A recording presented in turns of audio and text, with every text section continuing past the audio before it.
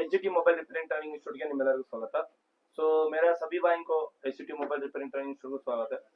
सो अभी मेरा साथ एक मोबाइल आया हुआ है, battery temperature too high, charger stopped, battery temperature too high, charger ಏನಾಗಿದೆ ಸ್ಟಾಪ್ಡ್ ಅಂತ ಎರರ್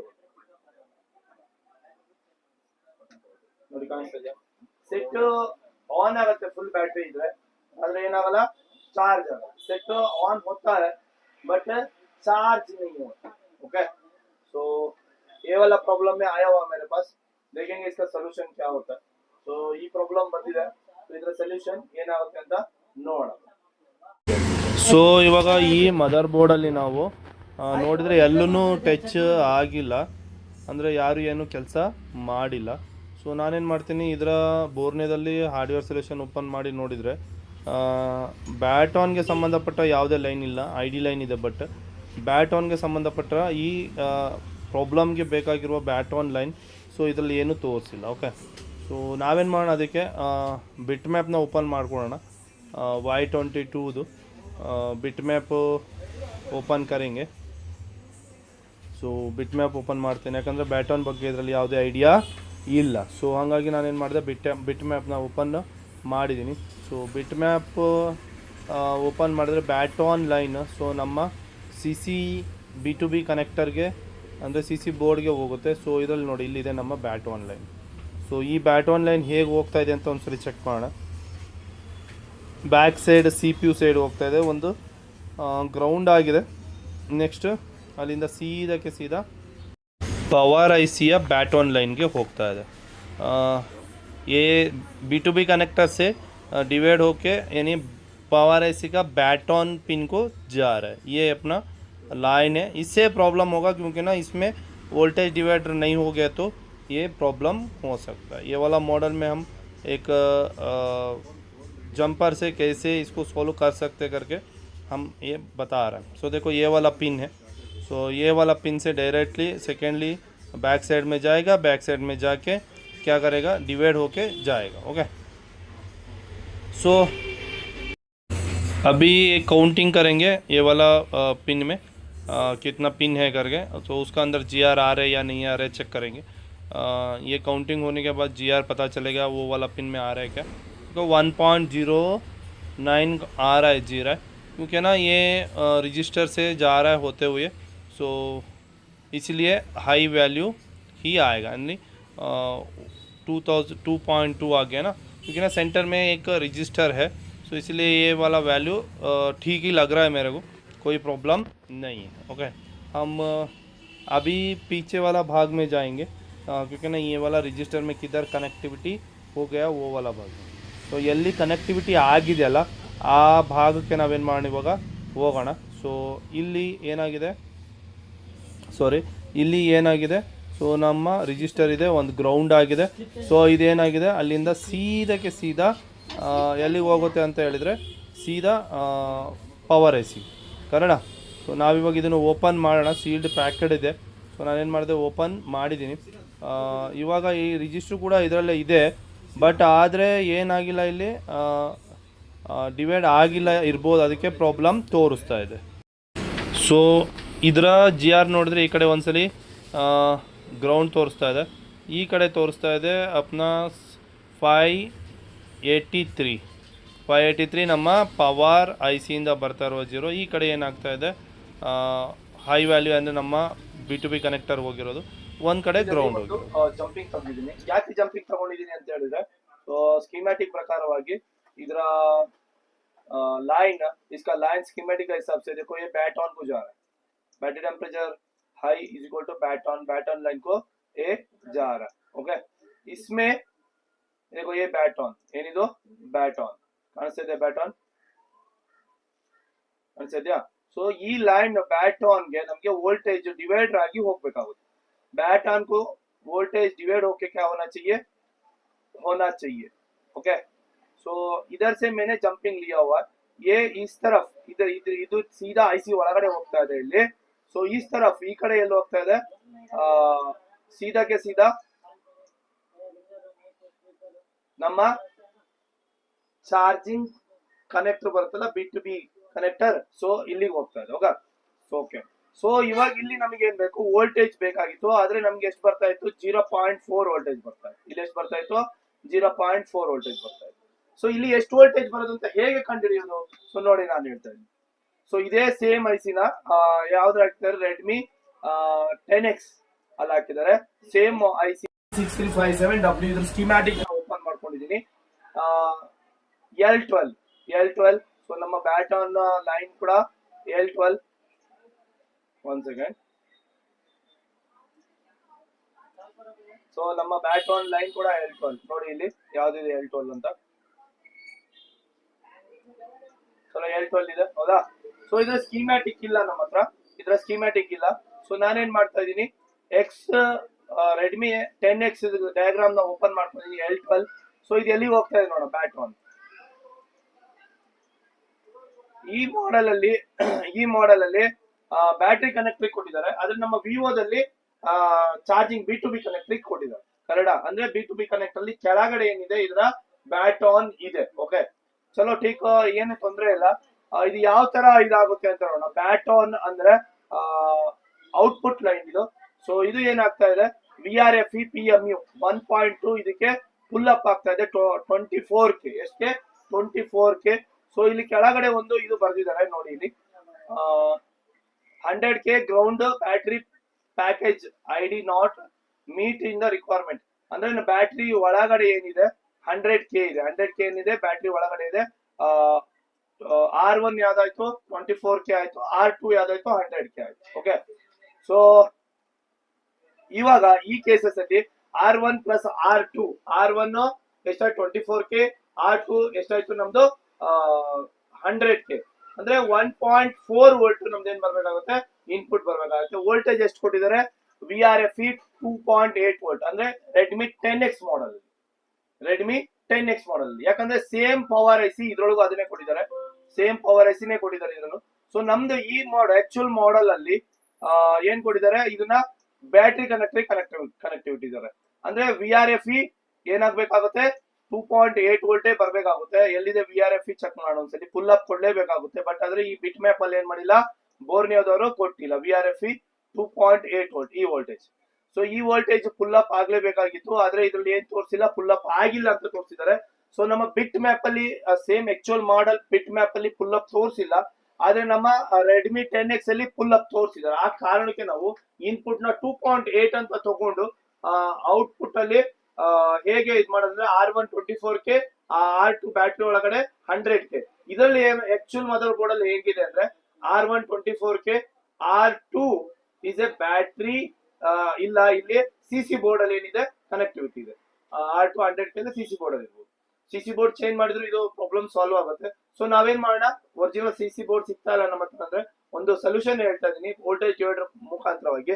ಸೊ ನಾನೇನ್ ಮಾಡಿದೀನಿ ಇವಾಗ, ಸೊ ಡಿವೈಡರ್ ಆಗೋ ಜಾಗ ಇದೆ ಅಲ್ಲ, ಇಲ್ಲಿ ಒಂದು ಲೈನ್ ಏನ್ ಮಾಡಿದೀನಿ, ಸಾಲ್ಡರ್ ಮಾಡಿದೀನಿ ಹತ್ರ ಬಾಮಲ್ಲಿ. ಸೊ ಇದನ್ನ ಏನ್ ಮಾಡಿದೀನಿ, ಇಲ್ಲಿಗೆ ಸಾಲ್ಡರ್ ಮಾಡ್ಕೊಂಡಿದೀನಿ. ಈ ಪಾಯಿಂಟ್ ನ ಇಲ್ಲಿಂದ ಇಲ್ಲಿಗೆ ಏನ್ ಮಾಡಿದೀನಿ, ಸಾಲ್ಡರ್ ಮಾಡಿದೀನಿ. ಕಾಣಿಸ್ತಾ ಇದೆಯಾ? ಸೊ ಅದಕ್ಕೆ ನಮ್ಮ ಬ್ಯಾಟ್ರಿ ಇದಕ್ಕೆ ನಮ್ಮ DC ಪವರ್ ಸಪ್ಲೈಗೆ ಸಾಲ್ಡರ್ ಮಾಡ್ಕೊಂಡಿದೀನಿ. ಸೊ ಗ್ರೌಂಡ್ ನ ಒಂದು ಗ್ರೌಂಡಿಗೆ ಕೊಡ್ತಾ ಇದೀನಿ. ಗ್ರೌಂಡ್ ಬಂದು ನಾನು ಏನ್ ಮಾಡ್ತಾ ಇದೀನಿ, ಇಲ್ಲಿ ಗ್ರೌಂಡಿಗೆ ಕೊಡ್ತಾ ಇದೀನಿ. ಎಲ್ಲಿದೆ ಗ್ರೌಂಡ್? ಇಲ್ಲಿದೆ ಗ್ರೌಂಡ್. ಸೊ ಇವಾಗ ನಾನು ಬ್ಯಾಟ್ರಿ ಹಾಕ್ತೀನಿ.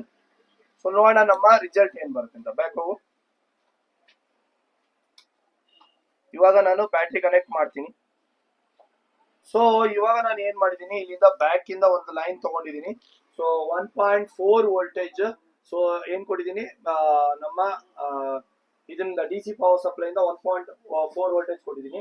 सो मैंने 1.4 वोल्ट को DC पावर सप्लाई से दिया हुआ है ये आईसी को जाने वाला बैट ऑन लाइन को, क्योंकि ना ये 2.8 इनपुट था, इसका डिवाइड होने के बाद 1.4 आना चाहिए. सो इसलिए मैंने 1.4 को दिया. उसके बाद जो है कनेक्टिविटी तो सेम वैसा ही है, अभी डालेंगे. सो ಇವಾಗ ಏನು ಮಾಡೋಣ, ನಾವು ಹಾಕೋಣ ಏನು ನಮ್ಮ battery bat on line error ಬರ್ತಾ ಇತ್ತಲ್ಲ. ಸೊ ಆ ಬ್ಯಾಟ್ ಆನ್ ಲೈನ್ ಎರರ್ ಏನಾದ್ರು ಬರ್ತಾ ಇದೆಯಾ ಅಥವಾ ಇಲ್ಲ ಅಂತ ಸೊ ನೋಡ್ತಗೋಣ ಏನಾಗುತ್ತೆ ಅಂತ. ಓಕೆ, ಸೊ ಇದು ಬಂದು ಐಸಿ ಬೇಸ್ ಕೆಲಸ. IC ಬೇಸ್ ಯಾರಿಗೆ ಓಕೆ ಇರುತ್ತೆ ಅವ್ರು ಮಾತ್ರ ಇದನ್ನ ಮಾಡ್ಲಿಕ್ಕೆ ಚಾನ್ಸಸ್ ಇರುತ್ತೆ. ಸೊ ನೋಡೋಣ ಏನಾಗುತ್ತೆ, ಸೇಮ್ ಬರುತ್ತಾ ಅಥವಾ ಏನಾಗುತ್ತೆ. ಸೊ ನೋಡಿ ಫ್ರೆಂಡ್ಸ್, ನಮ್ದು 28% ಅಂತ ನಮ್ದು ಏನ್ ತೋರ್ಸಕ್ ಹಿಡಿತು ಆಲ್ರೆಡಿ ಬ್ಯಾಟ್ರಿ ಪರ್ಸೆಂಟೇಜ್ ತೋರ್ಸ್ಲಿಕ್ಕೆ ಹಿಡಿತು. ಅವಾಗ್ಲೇ ಏನಾಗ್ತಾ ಇತ್ತು ಅಂತ ಹೇಳಿದ್ರೆ ಅವಾಗ್ಲೇ ನಮ್ದು ಬ್ಯಾಟ್ರಿದು ಪ್ರಾಬ್ಲಮ್ ಇದೆ ಅಂತ ತೋರಿಸ್ತಾ ಇತ್ತು, ಬ್ಯಾಟ್ ಆನ್ ಲೈನ್ ಕಂಪ್ಲೇಂಟ್ ಇದೆ ಅಂತ ತೋರಿಸ್ತಾ ಇತ್ತು. ಇವಾಗ ನೋಡೋಣ, ಚಾರ್ಜಿಂಗ್ ನ ಹಾಕಿದೀನಿ ನಾನು, ನೋಡೋಣ ಏನಾಗುತ್ತೆ ಅಂತ, ಪರ್ಸೆಂಟೇಜ್ ತೋರಿಸುತ್ತಾ ಅಥವಾ ಸೇಮ್ ಕಂಪ್ಲೇಂಟ್ ಇರುತ್ತಾ ಅಂತ. ನೋಡಿ 38% ನಮ್ದು ತೋರ್ಸಕ್ ಹಿಡಿತು.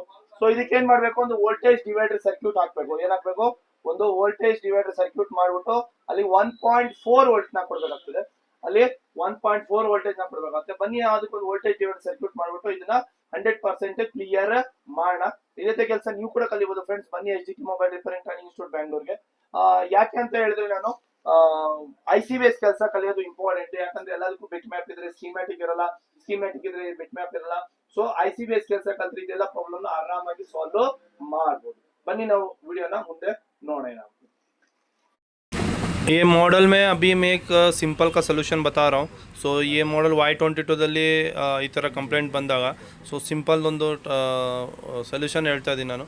ಸೊ ನೋಡಿ, ನಾನು ಇವಾಗ ನೋಡಿರೋ ಪ್ರಕಾರ ಸೊ ಇದು ಬಂದು R1 1.8 ವೋಲ್ಟೇಜ್ ಬರ್ತಾಯಿತ್ತು, ಮತ್ತು ಕೆಳಗಡೆ 24K ಇದೆ R2. ಸೊ ಇದೆರಡು ವೋಲ್ಟೇಜ್ ಡಿವೈಡರ್ ಸರ್ಕ್ಯೂಟ್ ಆಗುತ್ತೆ ಈ ಲೈನಿಂದ 1.8 ಇಂದ. ಸೊ ಡೈರೆಕ್ಟಾಗಿ ಇಲ್ಲಿಗೆ ಒಂದು ಏನು ಕೊಡೋದು, ಜಂಪಿಂಗ್ ಕೊಡೋದು. ಯಾಕಂದರೆ ಇದು ಗ್ರೌಂಡ್ ಇದೆ ಒಂದು ನಮ್ಮದು ರಿಜಿಸ್ಟರು.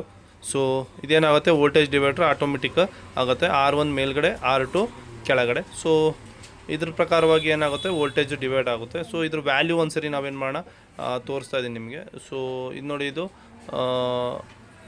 30K ಇದೆ. ಇದು 30K ಏನಪ್ಪ, ಇದು 31 ಮೆಗಾ ಅಂತ ತೋರಿಸ್ತಾ ಇದೆ, 0.31. ಇದು 30K ಅಂತ ಹೇಗೆ ಹೇಳ್ತೀರಾ, ಅದು ಕ್ಯಾಲ್ಕುಲೇಷನ್ ಇದೆ. ಸೊ ಅದೇ ಪ್ರಕಾರವಾಗಿ ಇದು 84K ತೋರಿಸ್ತಾ ಇತ್ತು. ಸೊ ಮೇಲ್ಗಡೆದು ಬಂದು ನಮ್ಮದು 2.1K. ಸೊ ನಾವಿದು ಎರಡು ಚೆಕ್ ಮಾಡಿದಾಗ 1.6 ವೋಲ್ಟೇಜ್ ಬರ್ತಾಯಿತ್ತು. ಸೊ ಹಾಗಾಗಿ ನಾನೇನು ಮಾಡಿದೆ, ಇಲ್ಲಿಂದ ಇಲ್ಲಿಗೆ ಡೈರೆಕ್ಟಾಗಿ ಒಂದು ಜಂಪಿಂಗ್ ಆಗಿದೆ. ಅಲ್ಲಿ ವೋಲ್ಟೇಜ್ 1.8 ಬರ್ತಾಯಿತ್ತು. ಸೊ ಇಲ್ಲಿಂದ ಇಲ್ಲಿಗೆ ನೀವು ಡೈರೆಕ್ಟಾಗಿ ಈ ಥರ ಕಂಪ್ಲೇಂಟ್ ಬಂದಾಗ ಏನು ನೋಡ್ದಂಗೆ ಡೈರೆಕ್ಟಾಗಿ ಇಲ್ಲಿಂದ ಇಲ್ಲಿಗೆ ಒಂದು ಜಂಪಿಂಗ್ ಹಾಕಿದ್ರು ಕೊಡ್ತಾ ನಿಮ್ಮ ಸೊಲ್ಯೂಷನ್ ಆಗಿಬಿಡುತ್ತೆ. ಓಕೆ, ಸೊ ಏನು ಪ್ರಾಬ್ಲಮ್ ಆಗಲ್ಲ. ಇದನ್ನು ನಾನು ಇವಾಗ ಏನು ಮಾಡಿದ್ದೀನಿ, ಇಲ್ಲಿಂದ ಇಲ್ಲಿಗೆ ಡೈರೆಕ್ಟಾಗಿ ಜಂಪಿಂಗ್ ಒಂದು ಹಾಕಿದ್ದೀನಿ. ಸೊ ಇದು ನಾವು ಓನಾಗಿ ಕ್ರಿಯೇಟ್ ಮಾಡಿರೋದು, ಯಾವ ಥರ ಆಗುತ್ತೆ ಅಂತ ಸ್ಕೀಮ್ಯಾಟಿಕ್ ನೋಡಿ. ಸೊ ಇವಾಗ ನಾನು ಫುಲ್ ಆಗಿ ಹೇಳ್ತೀನಿ ಡೀಟೇಲ್ ಏನಂತ. ಓಕೆ, ಸೊ ನೋಡಿ, ನಾವು ಇಲ್ಲಿಂದ ಇಲ್ಲಿಗೆ ಏನ್ ಮಾಡಿದೀವಿ ಇವಾಗ, ಒಂದು ಜಂಪಿಂಗ್ ಕೊಟ್ಟಿದ್ದೀವಿ. ಇಲ್ಲಿ ಎಷ್ಟು ಬರ್ತಾ ಇದೆ, 1.8 ವೋಲ್ಟ್. ಎಷ್ಟು ಬರ್ತಾ ಇದೆ, 1.8 वोल्टेज. इधर कितना आ रहा है, 1.8 वोल्टेज. चलो थोड़ा सा बड़ा करेंगे, राइट. सो 1.8 वोल्टेज ಇಲ್ಲಿ ಈ ರಿಜಿಸ್ಟ್ರಿಗೆ ಬರ್ತಾ ಇದೆ. ಸೊ ಇದೇನಾಯ್ತು, 2.2K. ಇದೇನಿದು 2.2K.